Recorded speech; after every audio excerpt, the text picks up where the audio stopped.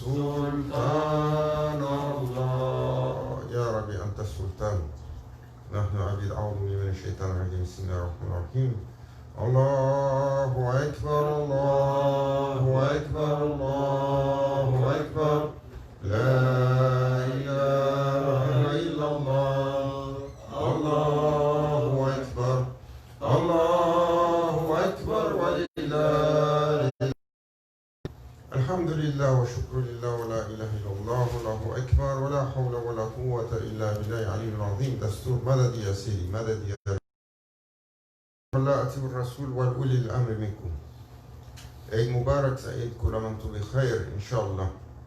Allah Azza wa Jal nous accorde les bienfaits de ce temps de Eid et nous permet de célébrer ensemble encore et encore. Nous accorde sa miséricorde, sa guidance, son pardon. Inch'Allah, nous accorde une longue vie en santé, pleine de iman et de islam, sur le chemin de l'islam, et donne longue vie à nos machères, protège nos enfants et nous accorde le khayr wal afiya pour ce monde et nous accorde le meilleur de ce monde et le meilleur de l'autre monde. Nous protège des difficultés, de la corruption et de l'égarement. L'égarement qui frappe la Ummah aujourd'hui, car nous sommes entrés dans la période du Akhir al-Zaman. Le prophète a prédit Jahiliya al-Thani, une ignorance qui reviendra pire que la première, malgré le fait que les musulmans seront nombreux. Et une ignorance qui a principalement deux sources. Nous avons perdu le corps et nous avons perdu l'esprit. La révélation est toujours venue avec ces deux aspects.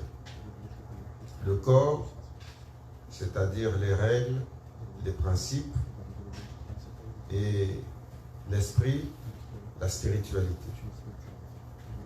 La spiritualité dans l'islam passe par le prophète sallallahu alayhi wa sallam. Et nous avons perdu notre rapport à lui, notre connexion. Nous avons perdu la connexion à cette source et cet effluve qui vient du paradis, qui passe par la réalité du prophète sallallahu alayhi wa sallam, qui est lié à chacune des créatures, mais avec un lien particulier avec sa Ummah, avec les musulmans. Et nous avons perdu le corps, même si nous sommes aujourd'hui dans une apparence. Nous sommes très peu assidus sur Shariatullah. Et ceci est un rappel pour tous, parce que la Sharia est la voûte de la constitution de l'islam, les commandements divins, les règles, les protocoles. Et sur le chemin de la tariqa, donc dans les ordres soufis, les ordres de spiritualité, elle est encore plus importante.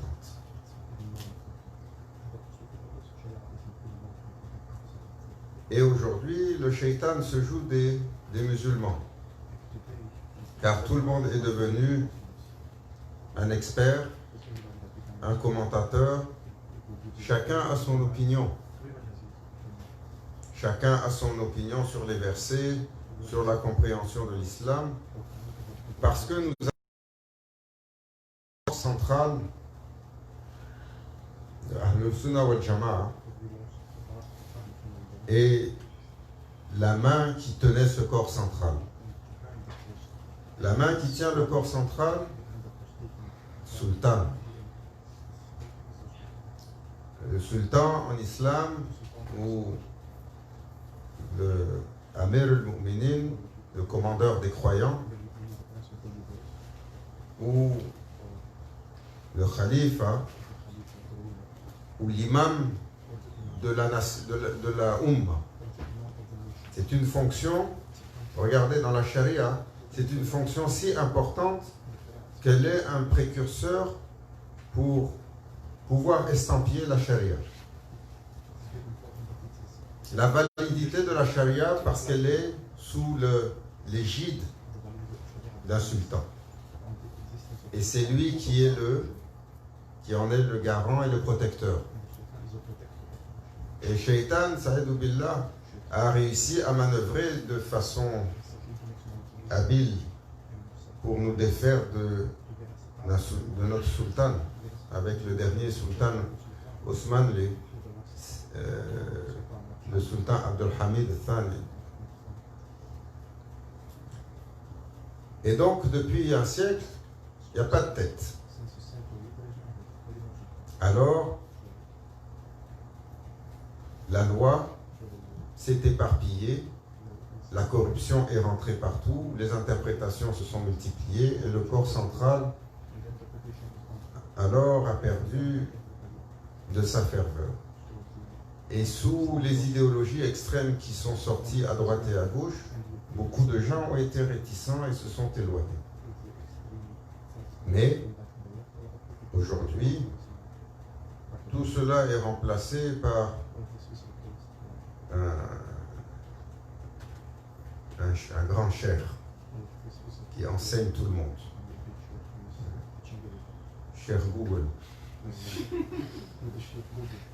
Et qui fait de chacun de nous des juristes avec leur opinion. Sayyidina Omar a dit, pour nous rappeler ce que vaut notre opinion. Celui qui a une opinion n'a pas de seigneur.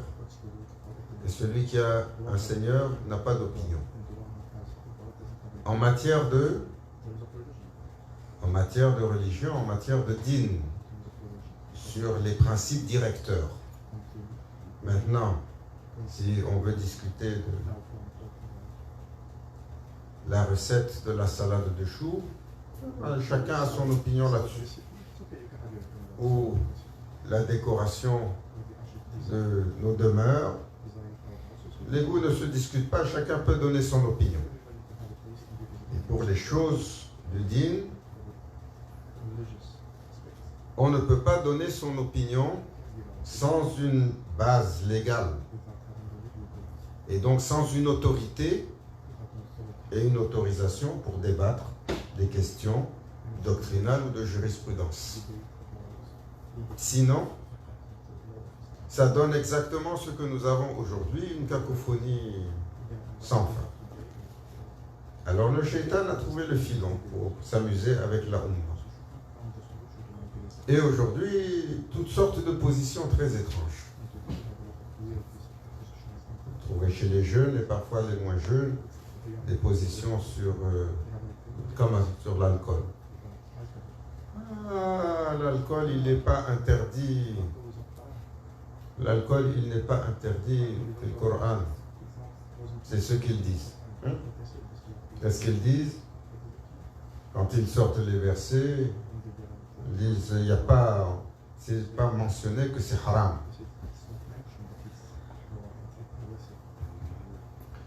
C'est pas mentionné que c'est haram. Allah Azza wa Jal nous rappelle que c'est un égarement, c'est une corruption qui est l'œuvre du shaitan, qui certainement va nous mener à la perdition. Qui sommes-nous pour donner l'interprétation? Donc les gens se donnent des allègements. Vous savez ce que Maulana Cheikh disait quand il parlait de cette mauvaise habitude?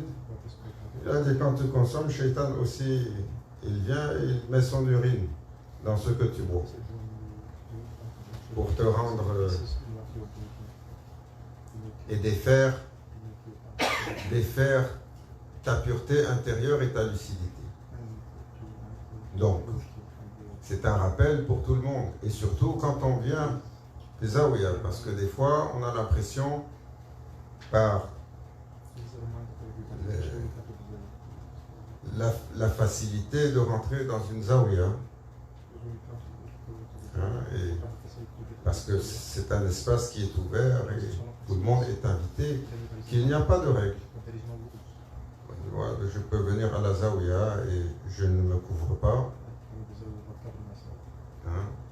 Des fois, on a des gens qui rentrent avec des hommes qui rentrent avec des bermudas qui sont...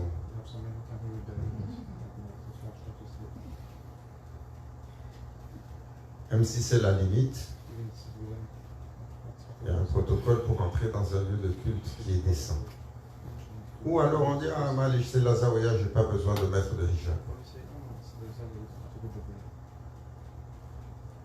Il ne faut pas vous laisser berner par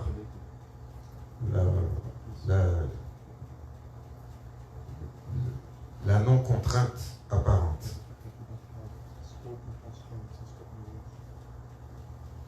Hijab, c'est entre Allah et la personne qui le porte.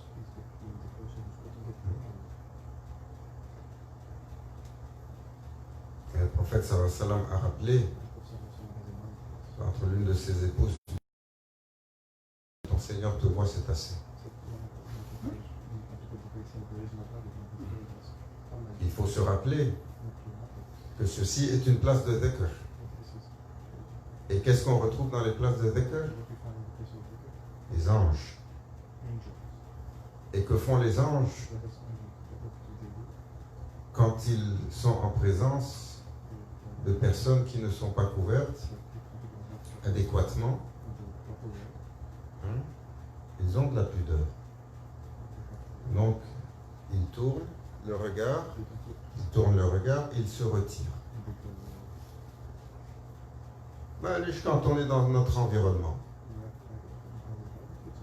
quand on vient dans le lieu, il y a une rigueur qui est importante sur ce que la bienséance demande.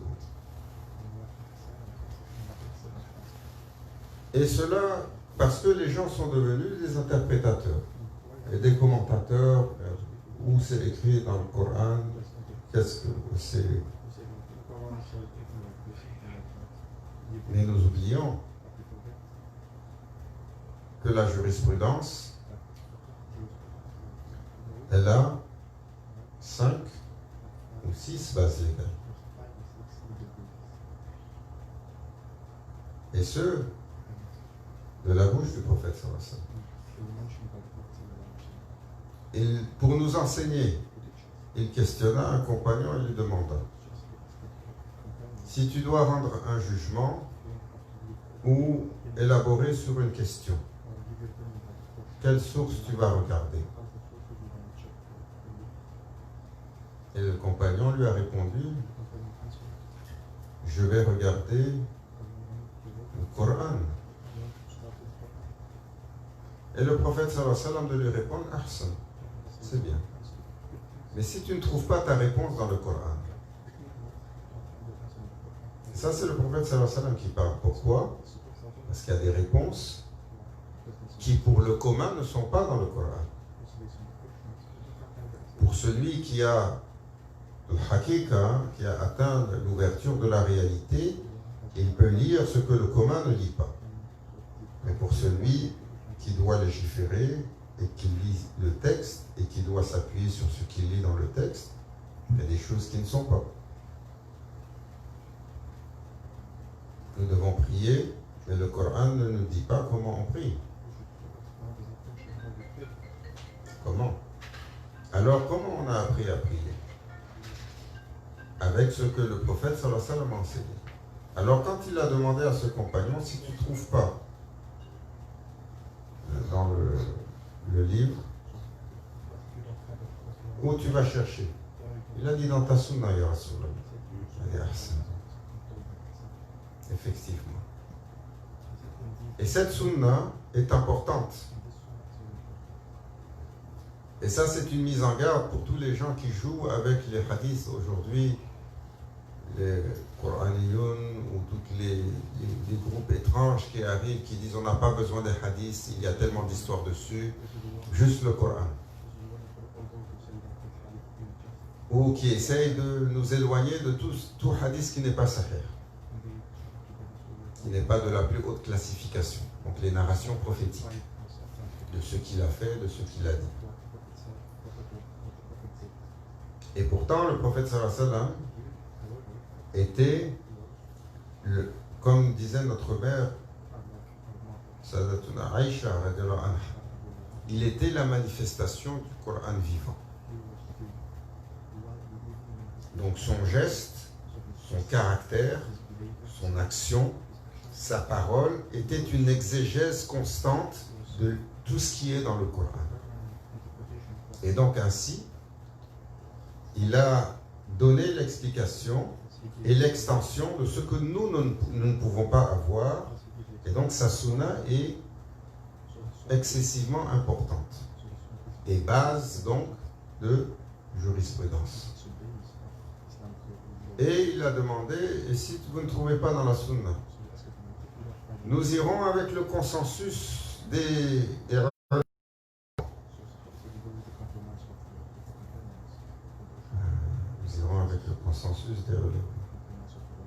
Combien de ulémas nous avons aujourd'hui sur cette terre, dans le monde musulman?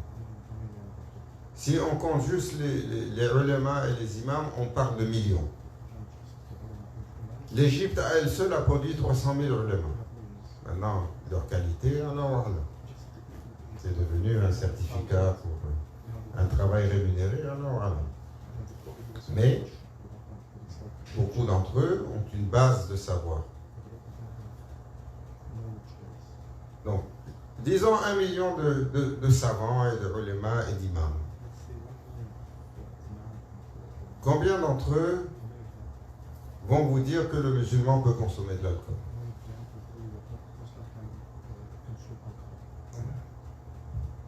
On va trouver quelques hérétiques, quelques huluberlus.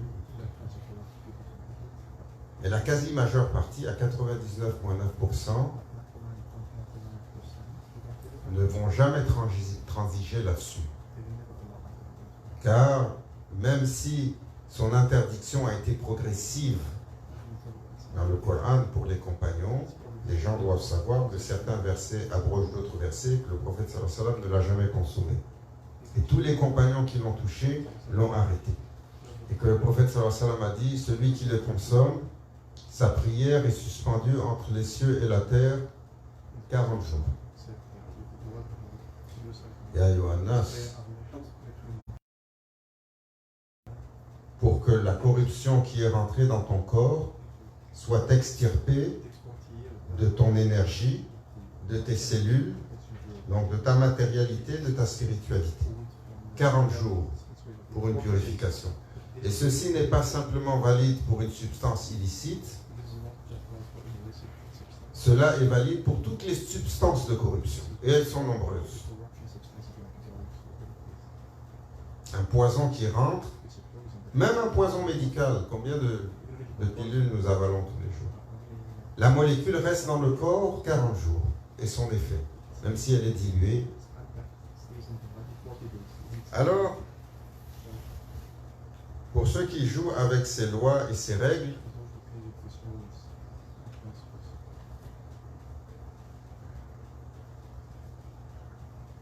ce n'est pas simplement de la jahiliya, ce n'est pas simplement de l'ignorance. Vous savez comment on appelle ça? Zendek. C'est de l'hérésie. Aller à l'encontre de ce que le prophète sallallahu alayhi wa sallam a enseigné et jouer avec les lois pour essayer de s'en défaire et de légaliser les choses, c'est de l'hérésie.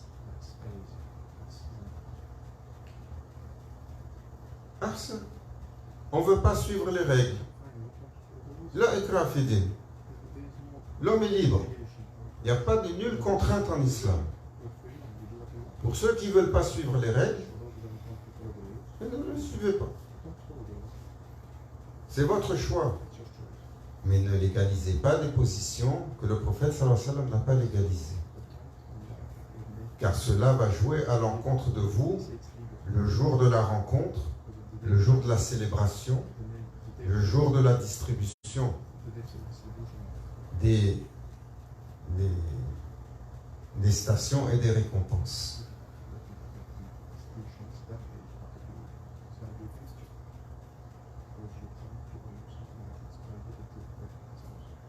Nous devons faire attention à ces choses-là. Shariatullah, dans la tariqa, c'est un summum de l'accomplissement. Celui qui arrive à se déployer et à avoir dans ce monde une chorégraphie qui respecte le protocole divin et les règles.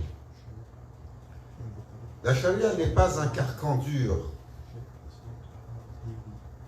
qui nous étouffe et qui nous contraint. Ce n'est pas sa forme. La charia est un protocole qui, lorsque l'intérieur s'illumine par l'esprit, par la foi, devient pour le serviteur une espèce de deuxième nature protocolaire, qui n'est plus une contrainte, mais qui a sa légèreté.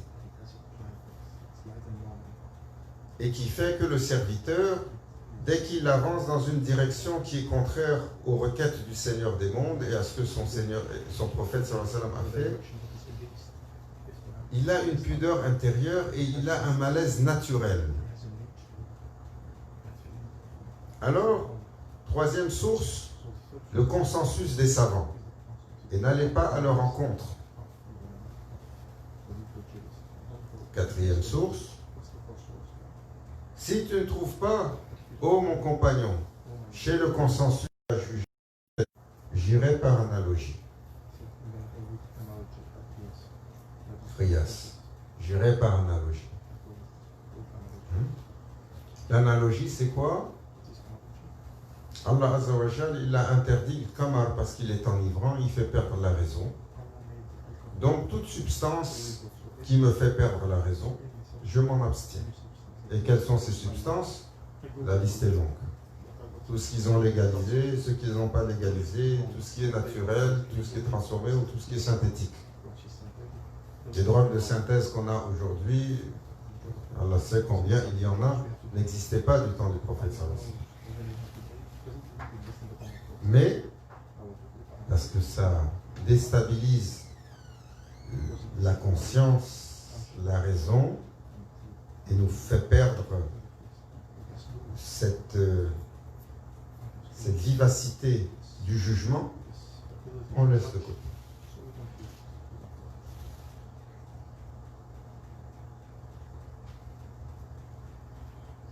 Et si tu ne trouves pas dans l'analogie, j'irai dans la déduction logique.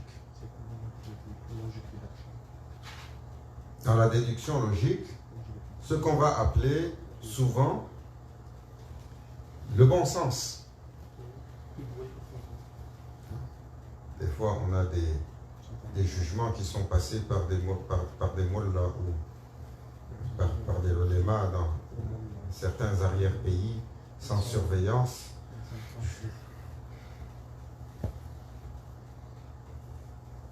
Une fois, il y en a un, il a dit, pour être frère de lait, regardez, lorsque vous êtes frère de lait, alors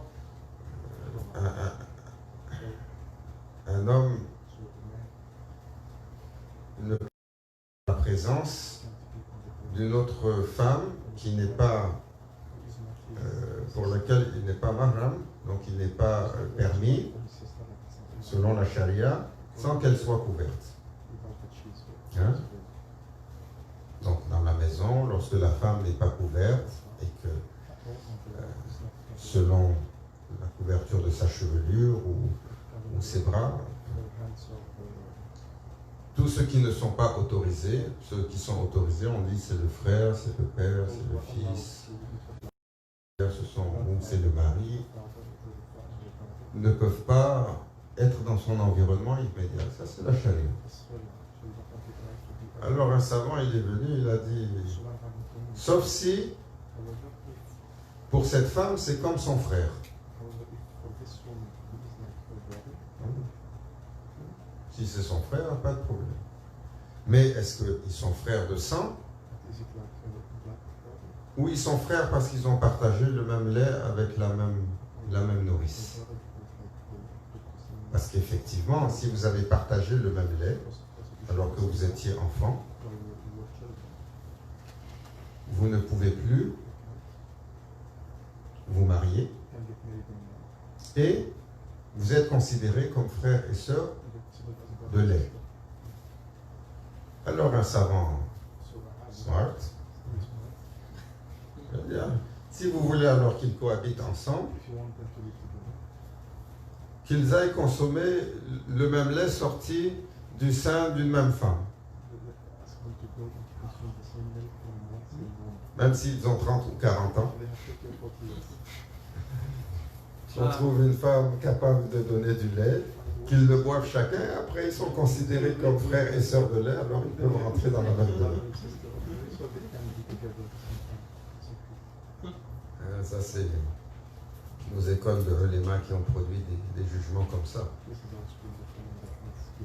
Et là,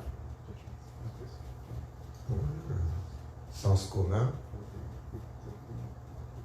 on se dit qu'il y a quelque chose qui est dysfonctionnel. Parce qu'ils ont utilisé la déduction logique de la mauvaise façon.